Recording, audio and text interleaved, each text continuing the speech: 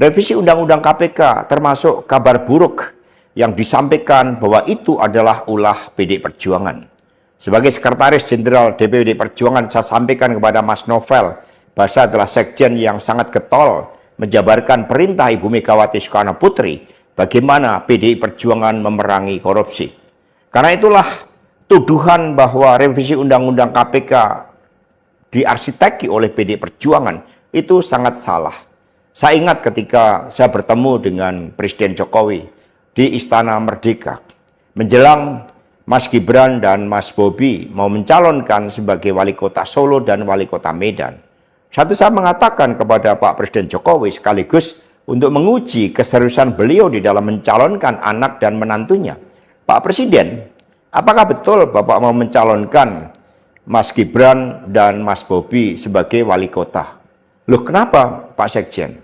Karena ketika Mas Gibran dan Mas Bobi sebagai wali kota, maka otomatis dia menjadi pejabat negara.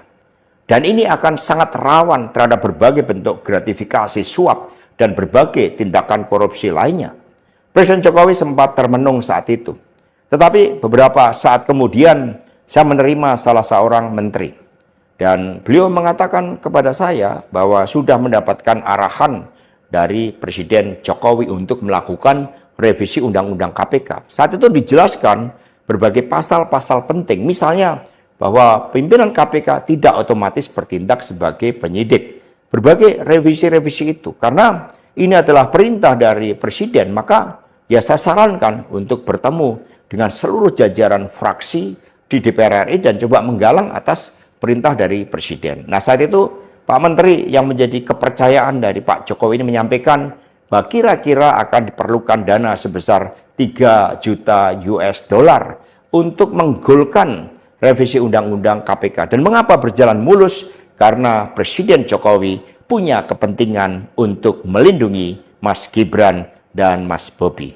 Maka sejarah mencatat bahwa revisi Undang-Undang KPK ini dilaksanakan sebelum pelaksanaan pilkada serentak di mana Mas Gibran dan Mas Bobi berproses menjadi wali kota.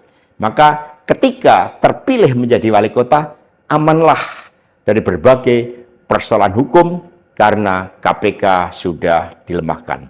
Jadi dari keterangan saya, yang saya pertanggungjawabkan secara hukum, secara politik, yang saya pertanggungjawabkan di atas Tuhan yang Maha Kuasa tentang kebenaran pernyataan saya ini, meskipun tanpa bukti, rakyat Indonesia bisa mengetahui bahwa pelemahan KPK dilakukan oleh Presiden Jokowi, kemudian dampaknya dituduhkan kepada PDI Perjuangan. Ini jawaban buat Mas Novel Baswedan. Pemirsa, sejumlah poin dalam revisi Undang-Undang KPK dinilai berpotensi melemahkan KPK. Lalu apa saja poin-poin dalam revisi tersebut? Berikut ulasannya. Bagaikan operasi senyap, DPR mengagendakan rapat paripurna untuk membahas usulan Badan Legislasi atau revisi Undang-Undang KPK. Revisi Undang-Undang KPK ini akan disahkan pada masa penutupan sidang akhir September tahun ini. Terdapat beberapa poin dalam revisi yang dinilai berpotensi melemahkan lembaga pemberantasan korupsi ini. Di antaranya, KPK bukan lagi lembaga independen, melainkan lembaga pemerintah. Proses penyadapan harus mengantongi izin Dewan Pengawas, di mana penyadapan boleh dilakukan maksimal 3 bulan sejak izin diberikan. KPK berwenang menerbitkan surat perintah penghentian penyidikan jika tidak selesai selama 1 tahun.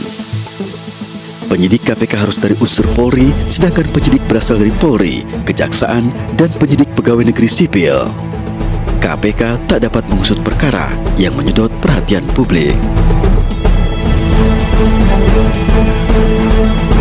Di tengah pro dan kontra revisi Undang-Undang KPK, Presiden Joko Widodo kembali mengingatkan DPR agar memiliki semangat memperkuat KPK.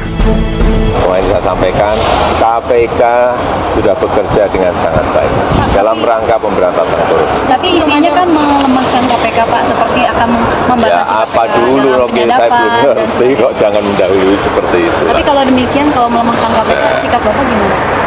Saya kira kita harapkan DPR juga punya semangat yang sama untuk memperkuat KPK. Ya.